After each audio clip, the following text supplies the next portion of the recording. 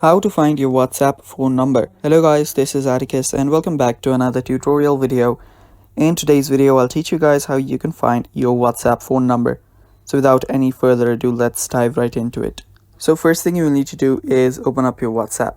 You will also need to make sure that you are logged into your account. After you open up your WhatsApp, this should be the first interface that you'll be on. Now you can also be at updates or you will normally be at chats.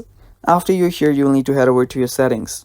Now, before I show you guys what to do next, if you guys are new to our channel, head down below and hit the subscribe button so you do not miss out on our future videos.